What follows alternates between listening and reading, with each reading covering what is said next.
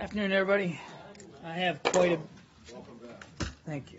I have quite a bit here at the top, so I'm going to ask you to bear with me as I get through it. Actually, it doesn't matter to me if you like it or not. I'm going to get through it, and we're just going to go from there. Today, as you may know, the Secretary hosted the advisor to the Prime Minister on Foreign Affairs from Pakistan, Sartaj Aziz, and the Pakistani delegation for the 6th U.S.-Pakistan Strategic Dialogue. The delegations discussed a range of bilateral, regional, and global issues focused on the 6 regularly occurring working groups within the Strategic Dialogue framework, and that would be strategic stability, security, non-proliferation is 1. Number 2 would be education, science, and technology.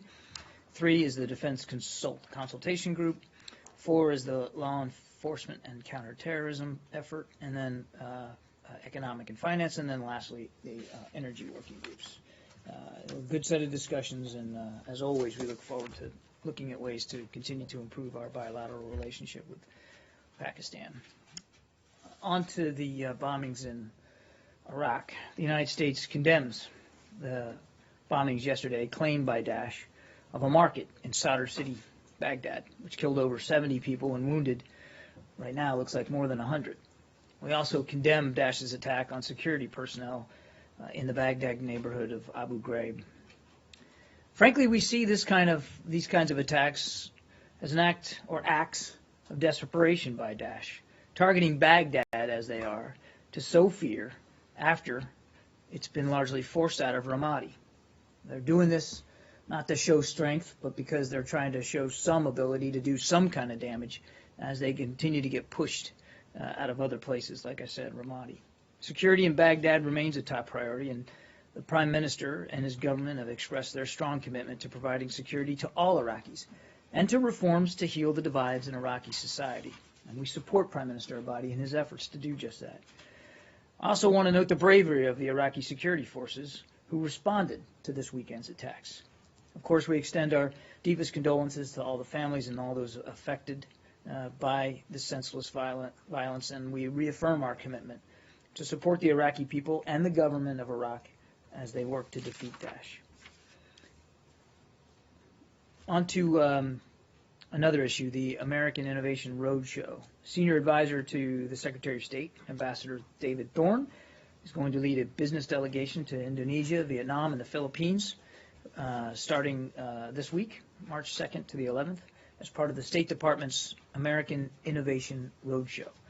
This roadshow is one of the first activities under the U.S.-ASEAN Connect and the first in a series of roadshows to Asia over the next 12 to 18 months. It will also help pave the way for the 7th Global Entrepreneurship Summit that the United States is going to host in Silicon Valley this summer. The roadshow has essentially 3 objectives: to highlight American approaches to entrepreneurship, to engage with Asian entrepreneurs to strengthen their ties to America's innovation and entrepreneurship communities, and to encourage local and national governments to develop regulatory environments that foster innovation and entrepreneurship. And now, lastly, I'd like to wrap it up with talking about the release of emails from former Secretary Clinton's collection. Today, at approximately 6 o'clock tonight, p.m., the State Department will make publicly available online approximately 3,800 additional pages from former Secretary Clinton's email account. Today's production will be our 14th and final production of former Secretary Clinton's email set. There are no upgrades to top secret in tonight's production. One update about the release today. We're going to be posting online the second document of the 2 emails the Inspector General for the Intelligence Community identified last summer as containing top secret information. The State Department has been actively engaged in discussion with the intelligence community about this document since last year. Based on subsequent review, the intelligence community revised its earlier assessment and asked the State Department to upgrade a limited amount of information in this document to the secret level, not the top secret level. That is, the original assessment was not correct, and the document does not contain top secret information. At the request of the intelligence community, a limited amount of information in this document has been provisionally upgraded to secret. The department is honoring this request provisionally pending further consideration. As we have noted before, the information available to diplomats and the judgments they form do not necessarily need to be classified just because there are parallel intelligence sources. The department also applied B5 redactions for deliberative material in this document. The document is dated July 3rd, 2009, and the topic area is North Korea. The document was not marked classified at the time it was sent, and I'm not going to speak further to the content of it. Is that going to be on the emails that are released today, this portion of the North Korea email? Yes. It's not clear to me, yes. Yes. Okay. Are there going to be any emails? Let me get oh, through I this. thought you were finished. No, okay. no, I say I get quite a bit more, so hang on just a second. Actually, it's not too much more, a couple pages more.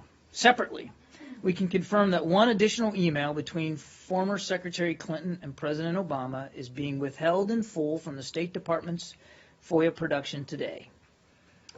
As a reminder, as part of our January 29th release, we denied in full 18 emails comprising 8 distinct email chains between then Secretary Clinton and the President. This one additional email, which is being withheld in full today, is a reply to an email chain that was already denied in full last month.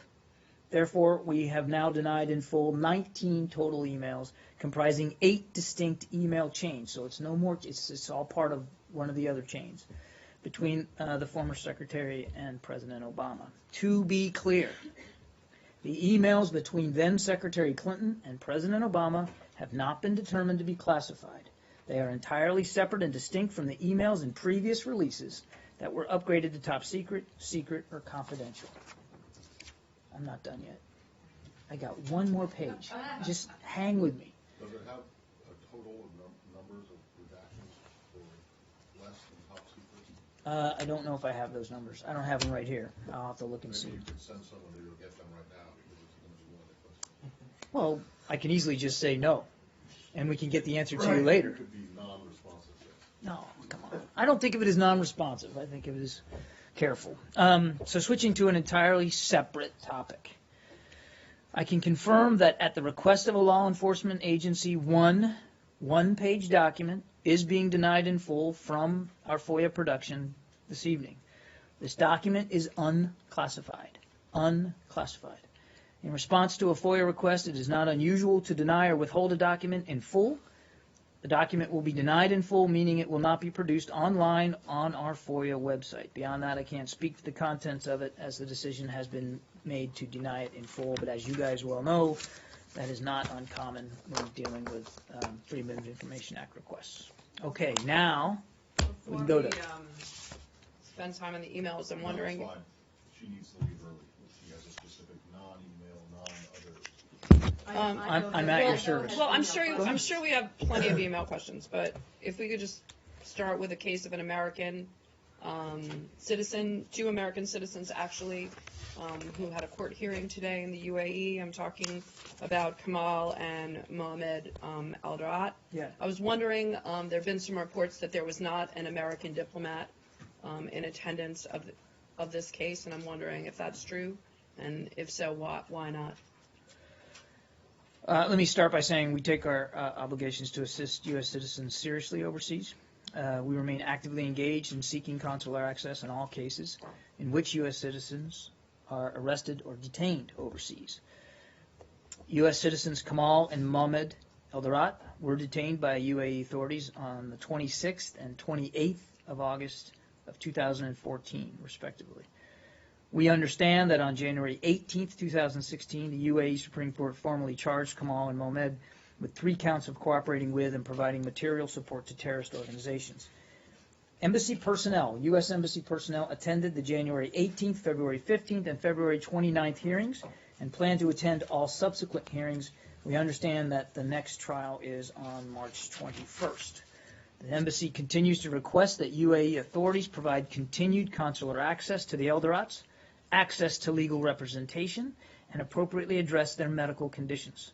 We regularly raise the issue of consular access and medical care with senior UAE officials both in Abu Dhabi and here in Washington. embassy officials were repeatedly denied access to the Eldorats. The embassy was only granted regular consular access beginning in October of 2015. Just to make clear, I'm sorry, when you went through those dates, was that including today, February 29th? Yes. Yeah, I said February 29th. So there was an embassy Yes, official. but I felt it was important to provide all that context. Okay, and then the UN Committee on Arbitrary Detentions has, made a judgment or some kind of paper in this case and has raised a lot of concerns about their arrest and treatment in detention. Do you have you reviewed that? I haven't seen the UN. You said it's a UN finding or report? It's a UN Committee on Arbitrary Detentions has raised a lot of concerns about their treatment. I would tell you that we've raised this case with UAE officials on multiple occasions and continue to call for a fair trial. Now, as a matter of policy, as you know, at least we don't comment on our internal conversations with foreign governments on consular or other matters. But as I said, we have continually raised the issue with officials there and have had a presence at each of these hearings. So, back to the emails. Can you give us then what the total, after this release tonight, how many pages or emails will you have released? Is it the 55,000 that you've been talking about so much? So, 55,000 pages was the rough number used colloquially to describe the collection. But if you look at our filings, you'll see that a more precise number has evolved over time, which is closer to between 52 and 53,000 pages. This will be the final tranche in that entire collection. You don't have you don't have an exact number? I do not right now. And then out of those, the 52 to 53,000, how many have had redactions for any reason, classification reason? And how many, is it just the 22 that have been redacted or denied because they're top secret? There's been no, there's been no additional. So it's just 22? Yes. And this change that you talked about in this one document today means that it doesn't affect that 22 number, is that right? I don't think so, Matt. Let me get back to you because, as I said, it's now being upgraded to the secret level. Right. So let me check and see if that takes us from 22 to 21. I don't know, and I don't have a summary of the numbers of all the No. redactions. I'll have Is to. it possible to get one? I will get you. They do seem to have been a number given for Yeah. most, Yeah. but not all, I don't think, of the releases. Yeah, no, that's fair, and we'll take that and get that back to you. That's a fair question. I just went through my notes here. I do not have a summary of a total of all the redactions and at what level. Catherine? So just to be clear, beyond this document that's being denied in full today, which is a request by law enforcement, nothing else is being withheld. Just that one single document, and then the communications between Mrs. Clinton and the president. Correct. Okay. Denied in full. In full, yes. Now, as you know, as you look through the next tranche, you'll see that certain information is certainly Of being course, redacted. right. But in denied in full, we're only talking about those two. I do have a separate question about the clearances, if I could just ask that while you're with me. Sure. Why did Cheryl Mills maintain her top secret clearance here at the State Department despite the ongoing investigations, as well as the State Department review? I appreciate the question. I think you can understand it's been our policy that we don't publicly confirm individual security clearances here at the State Department. So I'm not going to get into ascertaining one way or the other what the status of her or anybody else's Right, clearance but is. the letters are public now. The letter came from your Assistant Secretary of State for Right. Legislative Affairs as well as her lawyers. She maintained a top secret clearance until this day. Is that standard practice here at the State Department to maintain a TS clearance despite ongoing investigations? So again, I'm not going to publicly comment about individual security clearances. We are actively engaged with, I think you're talking about correspondence with Senator Grassley. We also don't publicly release or comment on congressional correspondence as a matter of policy. I'm not going to start here, but hang on. Determinations about an individual's access to classified information are made on a case-by-case basis. Okay, so you're saying in the case of someone who sent what is now deemed to be classified information to an outside group, the Clinton Foundation, as well as to an unsecured private server, that they've been allowed to keep their top secret clearance. I'm not Is going that to standard here? publicly Okay, talk final- about, final confirm, or question on deny that. individual Was security the State clearances. Department instructed by the FBI not to touch these clearances of Mills, Clinton, or others? As you know, Catherine, this issue is under several reviews and investigations. I won't speak for other agencies that may be involved in reviews and investigations. Clearly, we are going to cooperate to the degree that we need to with all the reviews and investigations, but I won't comment about interagency communication regarding that. Because I'm not asking you to comment on the FBI Yes, you are. investigation. No, I'm asking you if the FBI has instructed the State Department not to touch the clearances of Mills, Clinton, and others. I'm not going to speak to the details of reviews and investigations that are ongoing, and I'm certainly not going to speak for any other agency which may be involved in that. What I can tell you is, if you just let me finish, Okay. the Secretary has been committed throughout this entire process to make these disclosures as efficiently and effectively as possible. He has also been committed to making sure that we here at the State Department are taking a hard look at how we do our own records management. That's why he hired Janice Jacobs as a transparency coordinator. And we're also trying to boost up the Freedom of Information Act office, which is under an immense workload right now, and was never equipped for that. Thirdly, he's been very clear and very direct with the leaders here at the State Department that while reviews and investigations are ongoing, two things. One, we're not going to get ahead of those investigations and say or do anything that would prejudice the work that investigators are doing. And two, we're going to cooperate as fully and as effectively as we can with the investigators that are doing that work. And I think you can understand why I wouldn't hear from this podium speak about communication that may or may not be going on between us and any other agency involved. Just final piece on that. I mean, you yourself are a military officer who has held or continues to hold a clearance. Is this not a double standard? Because people have had their clearances suspended for so much less, pending the outcome of an investigation. Your question presupposes an outcome already that I'm not going to confirm or deny one way or the other. But as I said, Are you comfortable with this? as I said, clearance determinations are made on a case-by-case basis. They are also upheld or not upheld on a case-by-case basis, and I'm simply not going to comment further than that. Can I change topic? Does anyone Nice else try, wanna- Saeed. Does anyone else want to go on emails? No? Do you know, or Are actually, you? on this, well, I just want to have one question about the Cheryl Mills question. When did Ms. Mills cease to be an employee of the State Department? I do not have her exit date. Matt. It was not when Secretary Clinton left, correct? I don't know for sure. She remained. I don't know. You're going to have to let me get back to you. I'm not. That says what? Says that she was having administrative, her clearance was going to be administratively terminated because her employment had finished. But then Mrs. Clinton asked that it be extended so she could do research. But now we know the research was to go through the emails and determine what was government business and what should be deleted. My question is not related to that. Do I even need to be here? My question is related to her work, the work that she did after the Secretary left, the work that she continued to do on Haiti, and was still an employee of this building. As I understand. My question is, when did that end? I don't know. As I understand it, she did stay on the at the State Department for a while, and that Haiti was amongst the issues in her portfolio. I do not have the details on that. I'll have to take that question and get back to you. I don't know exactly when she left the State Department, but it was not, as I understand it, at the same time that former Secretary Clinton left. But roughly, I mean, did she stay on for a year? I don't know, Matt. Still? She's not a current employee at the State It Department. ended So her- she has left. I do not know exactly when that was. I'll have to find out for you. I'm just not sure. Say, Can we change topic? I don't know. Can we? Yeah. Are we allowed to? Yeah. All right. Thanks, everybody. I have a quick question. On Friday, the Israeli army killed an American teenager, 17-year-old Mahmoud Shalan. They say that he was carrying a knife, but are you discussing with the Israelis? Are you conducting your own investigation and so on? Have any Yeah. comment on that? Hang on a second here.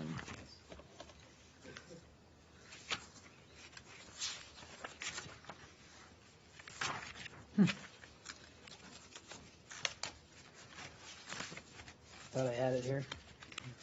I am aware of the incident. And what I can tell you is that we are in contact with Israeli authorities about it. But I don't have a lot more detail than that right now. So you will not just take the Israeli narrative, you will conduct your own investigation as to the circumstances. I didn't say that. Okay, sure. What I found it now. We can confirm okay. that U.S. citizen Mahmoud Mohammed Shalan was killed in the West Bank. We, of course, stand ready to provide all appropriate consular assistance. We have requested, as I said, further information from Israeli authorities regarding the circumstances of this incident, and I don't have anything more to add So right now. the Israelis have not responded to you? I would refer you to the Israelis, No, but he's what I've a said US is citizen. we have requested additional Right. information. Okay, I'm not so- aware that we have received any. Okay, of so that what would be the additional next step? I mean, you request, you wait for them to respond, or you will press them to provide you as We routinely expeditiously talk as to Israeli possible? authorities about these kinds of I'm not matters. talking to you. He's an American boy. He's a U.S. citizen. Why would I? So as we've Israeli- asked the Israelis for more information, and it's our expectation that we'll get that. I don't have a timeline for you, but we certainly are tracking this and watching it closely, and we will continue to stay in touch with Israeli authorities about it. Yeah, Deputy Secretary Blinken has mentioned that the SAD system is not diplomatically consulting issue. I'm sorry, he said what? Not diplomatically consulting issue. SAD missile issue is not diplomatically consulting issue. Not diplomatically concerning. I can Yes. just hear better right here. Okay. I'm sorry because my neck That's is okay. awfully bad because I catch cold. All right. Please forgive me. I hope okay? you feel better. Okay. He said that that is not a diplomatic You're welcome. concerning issue. Yes. So what is your view of his cut? You want me to have a different view than the Deputy Yes. Secretary of State? Maybe you have your own views. No, I don't actually. They don't pay me to give my. They don't pay me. They don't pay me for my own views. That's it. I don't recall seeing that exact quote. Let me just tell you where we are on this, and that is that we are in consultations with South Korea leaders about the possibility of the deployment of that system, which is a purely defensive system, high altitude air defense. It's right there in the acronym. No decisions have been made, one way or the other, but the consultations are ongoing. And as the Secretary said himself, I think last week, should Pyongyang not continue to conduct the provocative activities that they have, there wouldn't be a need to have consultations about a THAAD system. Regrettably, they have chosen a different course and continue to provoke and to increase instability there on the peninsula, and so these consultations are ongoing. Okay? Can I ask another about North Korea? Today, American student Otto Frederick Warmbier allegedly confessed in public to what North Korea calls hostile acts. He was very emotionally distraught when he was saying this. Some people believe he was coerced. Could you talk a little bit about this? So I'm going to walk you through again some points on this, because I think it's important to be precise here. We've seen the press conference involving Mr. Warmbier. There is no greater priority for us than the welfare and safety, again, of U.S. citizens abroad.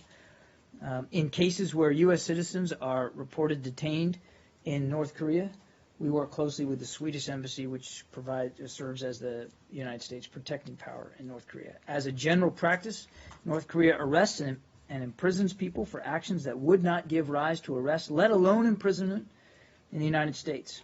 And there's little doubt that North Korea uses detention as a tool for propaganda purposes. Due to privacy considerations, I'm not going to have any more additional Yeah, but you information. make a suggestion that whatever he did should not have rose to the level of his arrest. I mean, allegedly he was accused of trying to steal a banner or public property from the walls of his hotel. Yeah, I can't get That into would the. actually be. I won't get cause into for- the specifics. Again, there's privacy considerations we have to respect here. But His it family is. came out with a statement kind of about the. I know. I understand that. But there's still privacy considerations that I have to respect. But as I said in my answer to it, separate and distinct from this case, it's not uncommon for the North to do this kind of thing, to detain and in some cases imprison people for trumped up charges or false charges that would absolutely not Are you result in the suggesting, same. though, that these charges are false? I'm just saying it's a fact that they've done this in the past. I can't speak with any greater Yeah, but detail on this you one. can't say that they've done it in the past and you suggesting that they did it this time in the future, but then you're saying that you can't say, so. I'm not suggesting, I'm simply stating two facts. One fact is, it's not uncommon for them to imprison people, to detain them on false or trumped-up charges. But, for things I'm not suggesting that in this case. I'm also saying it is a fact that I can't talk about this in any greater detail because of privacy considerations. Two separate facts, not suggesting anything, just being factual. Have the Swedes had access to him? I don't know. Would you have any reason to be concerned about his treatment in captivity? In Pyongyang? Yeah, Absolutely. in jail. Absolutely. Okay. We would, I think we, again, without getting into the details here on this case, certainly we would. But you don't have any specific concern. What I'm trying to get at is have the Swedes gone in, talked to this guy, come back out and reported back to you and said that there is some specific reason, health, whatever reason to be concerned about? I don't have information on anything the Swedish might have done. And even if I did, it would fall under the kinds of material that I couldn't talk about because of privacy Well, considerations. but you could say, in fact, and I know that consular affairs will say no, but you can, in fact, say if the Swedes have been able to get them. I don't have that information. Yep. On UN vote for UN sanctions against North Korea, do you know current status of this, what the UN did, or if Russia is disagreed these sanctions, but it's still going forward? As far as I know, deliberations are still going on about a new resolution. I don't know the status of those deliberations, and I certainly wouldn't speak for internal conversations that are ongoing on a resolution that hasn't, been adopted yet. So, just taking 10 steps back, we still continue to believe that it's important for the international community to react in a robust fashion to the most recent provocations by the North, that it's important that the international community stay unified on a more robust set of measures, and that's what we're hoping is the outcome here. But what exactly it's going to look like and the positions taken by different members of the council, I wouldn't get into right now. Okay? Can I follow up on Jenny's question? Yeah, we'll stay on North Okay. Korea for just a couple more, okay? Right, one more. Given the fact that the draft of the UN Security Council resolution on DPRK is, the U.S. and China reached agreement, and given the favorite report that there was a delay in consultation of THAAD, was there any quid pro quo? A delay in consultations on what? Well, there was a report, or given a delay of a deployment of that, was there any quid pro quo between U.S. and China last week? Like China agreed to move forward with the draft language on the draft, The short tougher sanction. The short answer to your question is no.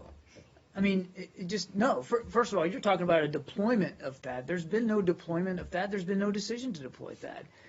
There has, in the wake of the most recent provocations by the North, been an agreement to begin consultations with South Korea about the potential efficacy of such a deployment.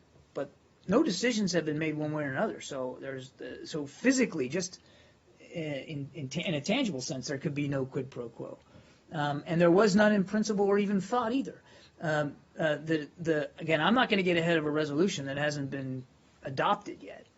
But it's been clear, the Secretary talked about this last week when Foreign Minister Wang Yi was here, and he and Foreign Minister Wang Yi talked about it in Beijing 2 or 3 weeks before that there was general agreement between the United States and China that a more robust set of measures needed to be adopted on a multilateral basis, the UN Security Council resolution being the appropriate vehicle for that, to hold the North to account for their increased and continued provocations and violations of international obligations.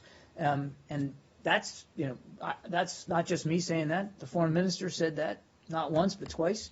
And so we'll look forward to the deliberations as they go on, and to the final language. But China has maintained a position of agreeing with the international community that more needed to be done.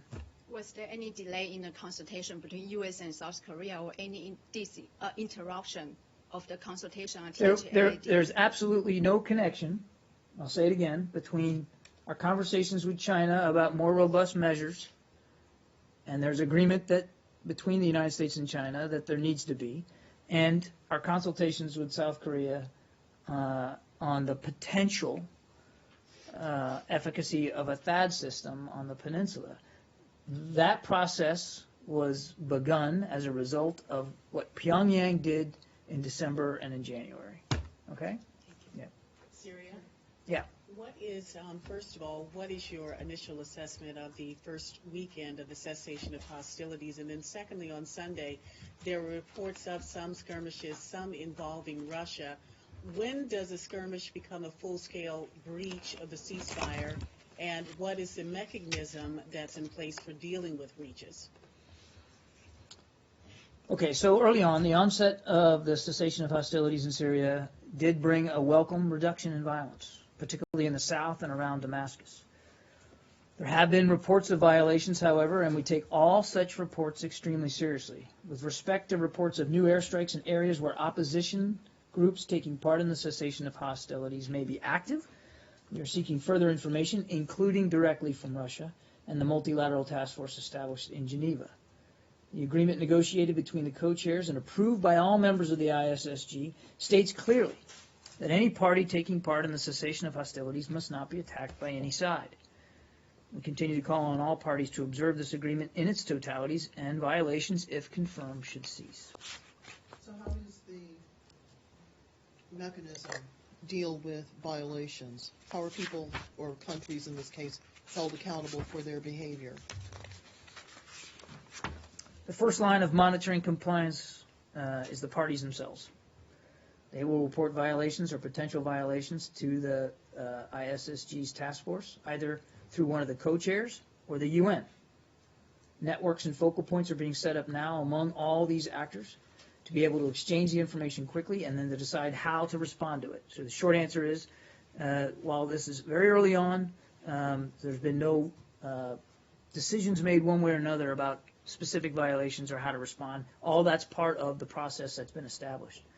So especially in these early days, these focal points are going to need to be in constant touch by email, phone, video teleconference, working face-to-face out of capitals and in the region. They're also going to be in touch with the UN Office of the Special Envoy based in Geneva, as I said earlier, and with a small in-country presence in Syria, which will serve as a secretariat of the task force and a conduit and a hub of information for everybody. Now, let me ask you something on the Plan B. There was an issue that was much talked about, which is a Plan B for Syria. In fact, it was mentioned by the Secretary of State himself. What does that involve? Does that involve breaking up the country? Does it involve holding it in some sort of a federal entity, much like Iraq? How do you envision this Plan B in the event that things break down again? Well, there's been no final decisions with respect to a quote-unquote Plan B. There are ongoing interagency discussions about what proper alternatives and options might be pursued should this political process not succeed. Obviously, we want it to succeed. Right. And the early reports over the weekend of the cessation of hostility are encouraging. No question about that. And I think you heard UN Special Envoy de Mistura talk about the resumption of the political talks early in March. I think the day he put out there was March 7th as a target. So that's good. That's what we want to see. We want to see Plan A succeed. Okay, but it would be irresponsible and certainly not prudent if the interagency here in the United States wasn't also thinking about appropriate alternatives. And I won't get ahead of any decisions that haven't been made yet. Certainly. I'm sorry, there was another part of your question, though. But the Secretary mentioned Plan B in two separate hearings on two separate days, so leaving the impression that there's something more concrete than just interagency discussions. Did he intend to do that? Yeah. I mean, he talked about the fact that the interagency is having active discussions about alternatives and options, the so-called Plan B. But no final decisions have been made about that. But there was another aspect to your question I'm forgetting. Actually, the Secretary himself mentioned that, is it some sort of a confederacy? Is that for the plan? Oh, yeah, I'm sorry. That's right. You asked about partition. I do want to get back to that point. Yeah. What he said was, that's a fear. That's not a Plan B. Okay. The fear would be that if we don't, the international community doesn't continue to push for this political process through Vienna, that might be the result. But it's a fear. It's not a Plan B. And it says right there in the Geneva and the two Vienna communiques that what we want here is a unified, whole, non-sectarian Syria. That's still the goal. A whole unified Syria that the Syrian people can call home and can return back to, and that can be led by a government that they have had a voice in creating and that is responsible and responsive to their needs.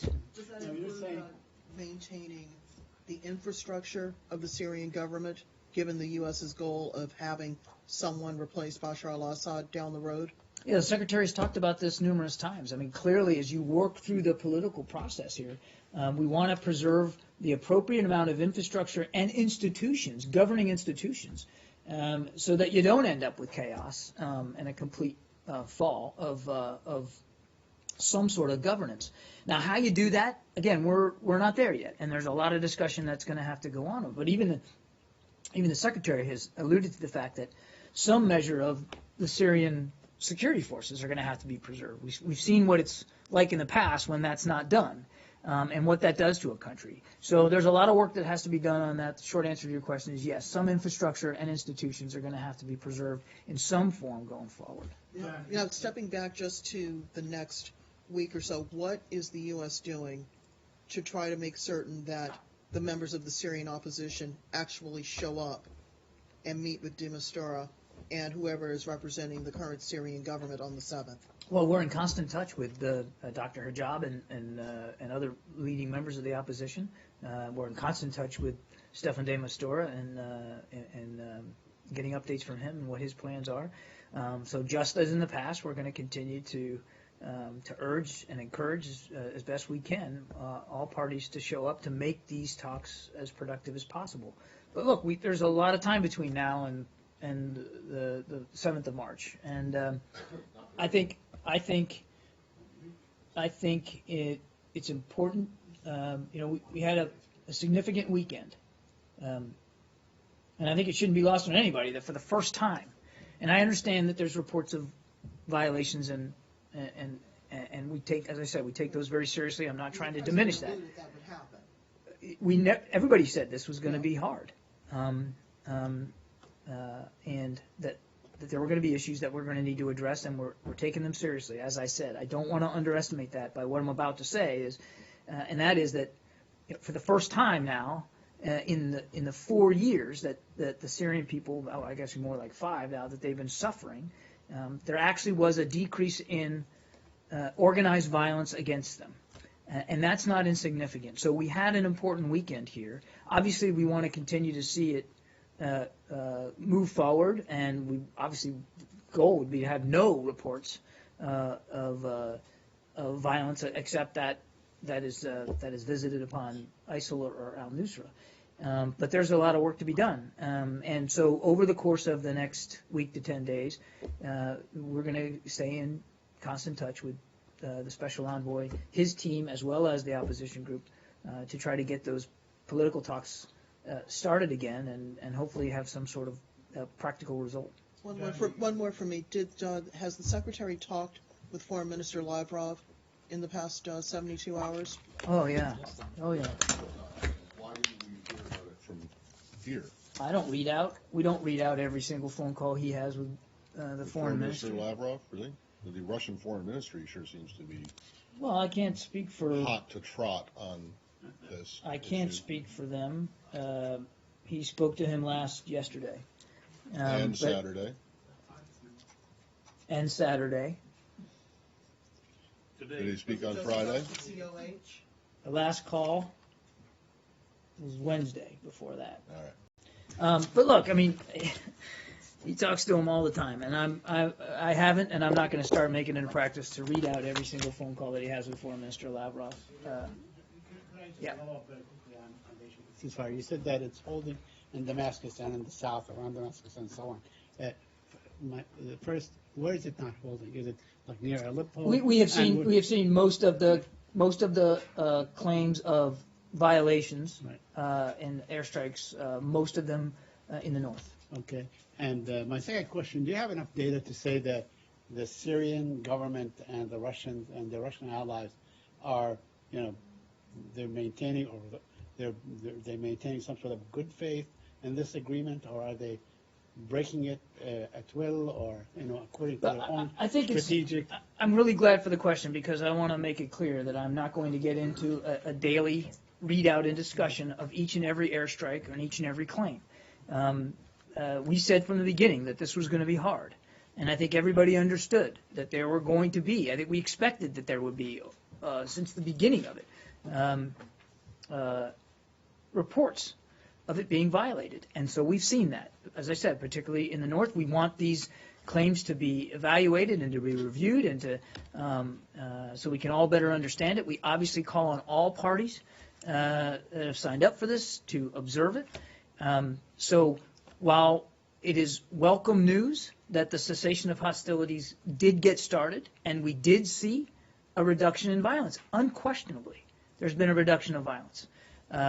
And I mean organized military violence, right? That doesn't diminish our concern over the reports of violations. So we're going to watch this very, very closely, and we're going to stay in touch with all parties going forward, because what you really want here is zero. Unless it's against Nusra and ISIL, you want zero. And so these reports, which are being evaluated, would certainly suggest that the number's not zero right now.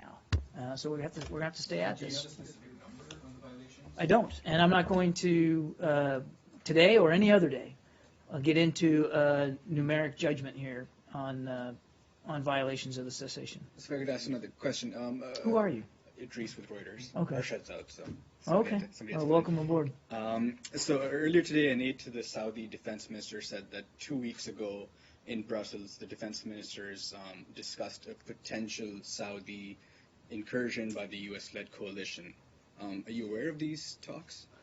I would refer you to my colleagues at the Pentagon for discussions that might have happened between defense ministers in Brussels. What I can tell you is what we've said before. The Saudis have talked about the potential of an introduction of some sort of ground force element in Syria to fight Daesh. And we said then, and we continue to believe that sort of contribution against Daesh in Syria would be welcome. But there's a lot that needs to be discussed in terms of what they would do, what their makeup would be, how they would need to be supported by the coalition going forward. So there's a lot of homework that needs to be done. Could that be considered Plan B? I mean, no, you're mixing here. When we talk about the so-called Plan B, we're talking about alternatives to the political process, which is Plan A for getting a new government in Syria. What the Saudi proposal was some sort of ground force element to go after Daesh. That is a completely separate issue. There are 66 nations, which includes Saudi Arabia and now Afghanistan, that are contributing to the counter-Daesh coalition. There has been and there will remain, as we have long said, a military line of effort in that fight. And the Saudi proposal is in keeping with that effort against Daesh. It is not designed to contribute or to participate in or to lead to some sort of resolution to the civil war in Syria. The Saudis have been at the table with us as part of the ISSG from the very, very beginning. And they have been very helpful and a leader in this effort. And they hosted the Conference of the Opposition back in December in Riyadh. And so they are very, and on the record in every communique, saying that they're very supportive of a political solution to the civil war in Syria. In general, you are Sounding positive about the cessation of hostilities. Can you give us an update about humanitarian aid, or is there Yeah. something going on? Is it stopped? So, two things. First of all, I appreciate the question. So I said that the reduction in violence that we saw over the weekend is welcome, but I want to underscore, and I'll say it again, we continue to see concerning reports of what would be, if proven true, violations of the cessation of hostilities. And I don't want to leave this room and have anybody take away any kind of other view than that we are concerned about those, and we take them seriously, and we want them looked into. Cautiously optimistic, you say. Yeah, so I just want to make sure that you properly understand where we are with respect to this cessation of hostilities. But your question on humanitarian access is very important. There was another convoy that, as I understand it, as I walked out here, was either preparing to or was already underway, a ground convoy of trucks, which would, I think we had said 114 previously. This would bring us up to, I think, 170, 180 trucks of material now getting to people in need. So there's more, even as we speak today, more effort to get food, medicine, and supplies to people that are in need on the ground. Yes, just to complete this March of 7th meeting or expected meeting, who do you see are going to be part of be part of this meeting?